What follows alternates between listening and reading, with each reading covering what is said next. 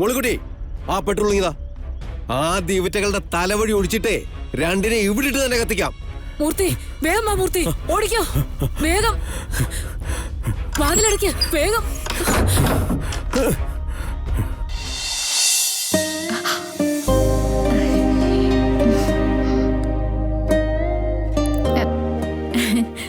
വൈകുന്നേരം പൂജാമുറിയിൽ കയറിയപ്പോ ഇതില് ഭസ്മം വീണെന്ന് തോന്നുന്നു. അത് ഊതിക്കളഞ്ഞതാ.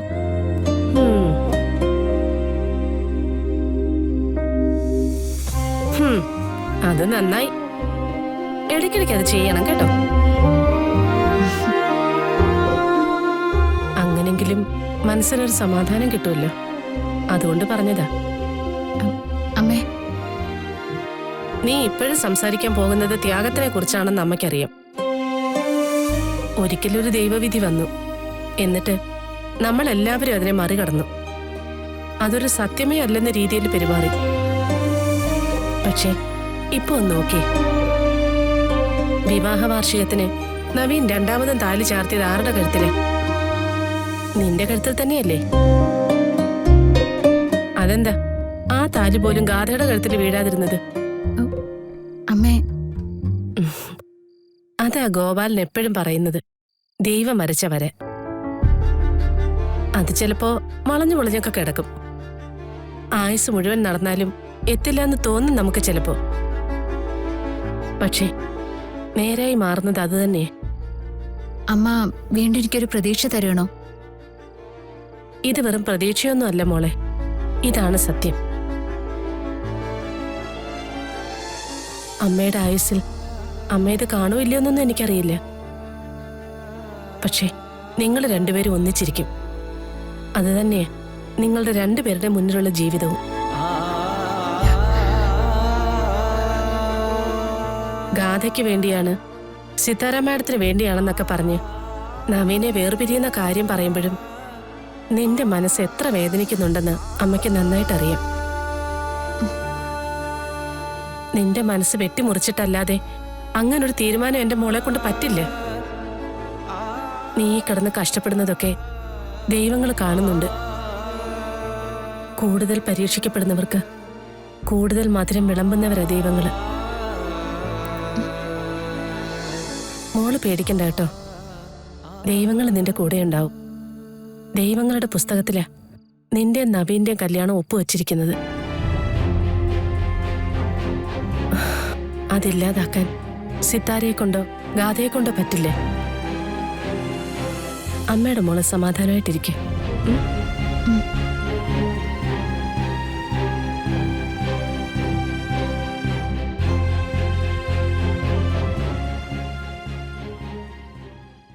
ആ കൃഷ്ണനെ അനിയന്റെ രക്തഗുണം കാണിച്ചു.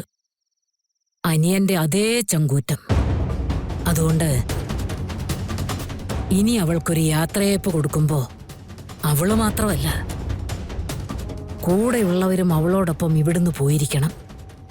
ഒരുപാട് നാളൊന്നും അവൾക്കിവിടെ പിടിച്ചു നിൽക്കാൻ പറ്റില്ല മാഡം. കൃത്യമായൊരു അവസരം നമ്മുടെ മുന്നിൽ എത്താതെ പോവോ? ഒന്നും പറ്റിയില്ലെങ്കിൽ മാഡം പറഞ്ഞതുപോലെ എല്ലാത്തിനെയും ആ വീടിനകത്തിട്ട് കത്തിച്ചങ്ങ് തീർക്കണം. സത്യവതി, മൂർത്തി ഇറങ്ങി വേണ. ആരാ മൂർത്തി? അറിയില്ല മാഡം. ഇറങ്ങി വരാനാ പറഞ്ഞേ.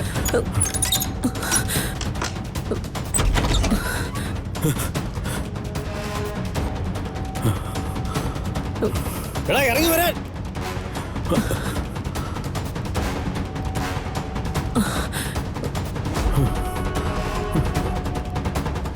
ആരാണത്?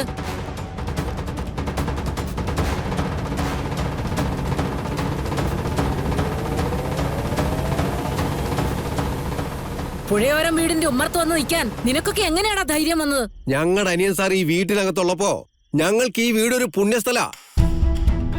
പക്ഷേ അകത്തിരിക്കുന്നത് നിങ്ങൾ രണ്ടുപേരും ആണെങ്കിലേ ഇതൊരു കൊള്ള സങ്കേതമാ. തെരുവിൽ നടന്ന് ടിക്കറ്റ് വിൽക്കുന്നവൻ ഈ ഉമ്മറത്ത് വന്ന് വെല്ലുവിളിക്കുന്നു. വെല്ലുവിളിച്ചാലേ എന്താ കുഴപ്പം മൂർത്തി?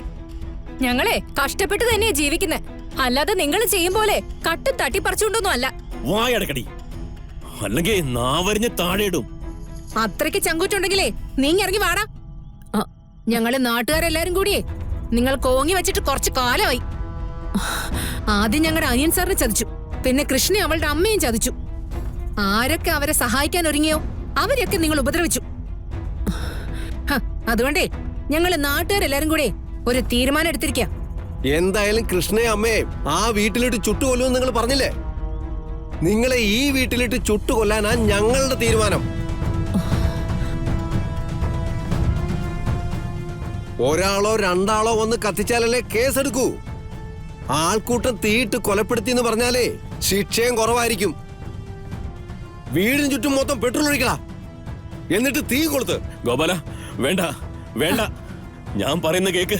ഞങ്ങളെ ഒന്നും ചെയ്യരുത്. വേണ്ട ഗോപാല, മൂർത്തി, വേണ്ട. ഇവന്മാരുടെ ബുദ്ധിമുട്ട് ഞാൻ ഇപ്പൊ തീർത്തു കൊടുക്കാം. പോലീസ് സ്റ്റേഷനിൽ നിന്ന് CI സാർ ഇവിടെ വരുന്നത് വരെയല്ലേ ഉള്ളൂ.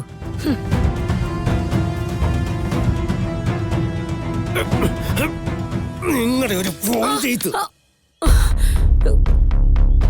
ഞങ്ങളെ കൊല്ലാൻ വന്നതാ, ചാകാൻ വന്നതല്ല. ജയിലിൽ കിടക്കുന്ന ഞങ്ങളുടെ അനിയൻ സാർ നിങ്ങളെ ദൈവത്തെ പോലെ വിശ്വസിച്ചതാ. എന്നിട്ട് നിങ്ങൾ ആ മനുഷ്യനെ ചതിച്ചു. അനിയൻ സാർ കൃഷ്ണയുടെ പേരിൽ എഴുതി വെച്ചത് മുഴുവനും നിങ്ങൾ തട്ടിയെടുത്തു. ഇനി നോക്കേണ്ടത് ആ മനുഷ്യൻ പുറത്തിറങ്ങാതിരിക്കാനല്ലേ.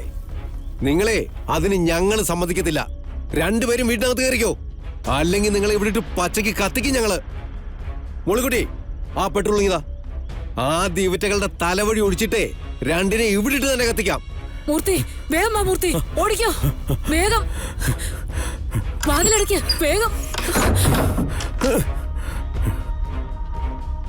എടാ, ഒഴിക്കടാ എല്ലായിടത്തും. മൂർത്തി, അയ്യോ, ഒഴിക്കടാ അങ്ങോട്ട്, മൊത്തം ഒഴിക്കേ. ഒഴിക്കടാ, എല്ലായിടത്തും ഒഴിക്കും. എല്ലായിടത്തും ഒഴിക്കേ. ഇങ്ങോട്ട് ഒഴിക്കേ. അയ്യോ, അവിടെ ഒഴിക്കേ. രണ്ടും രക്ഷപ്പെടാൻ പാടില്ല. എല്ലായിടത്തും ഒഴിക്കടാ. അങ്ങോട്ട് ഒഴിക്കും. ഒഴിക്കടാ, മൊത്തം ഒഴിക്കടാ. മൂർത്തി, നമ്മളിനി എന്ത് ചെയ്യും?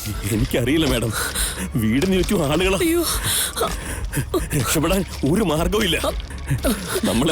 നമ്മളെ അവര് കൊല്ലുന്നതൊന്ന്. ചേട്ടാ, രണ്ടിന്റെ എല്ലായിടത്തും കഥ ഒഴിക്കും. കഴിച്ചിട്ട് തന്നെ കാര്യം. ഒഴിക്കടാ. അത് മൂർത്തിയുടെ ഫോൺ എവിടെ? അത് മാഡം, എടുക്ക്. ഞാൻ വന്നപ്പോ ഫോൺ കൊണ്ടുവന്നില്ലായിരുന്നു. ശ്ശേ, ഒറ്റയടിക്ക് എല്ലാ ഭാഗത്തും ഒഴിക്കണം. 1000 ആളുകൾ ഒന്നിച്ചു കൂടിയാ പോലും അകത്തുള്ളവർ രക്ഷപ്പെടാൻ പാടില്ല. പുഴയോരം വീട് നാളെ നേരം വെളുക്കുമ്പോ ഉണ്ടാകരുത്. ചാരം മാത്രമായിരിക്കണം ആളുകൾ കാണേണ്ടത്.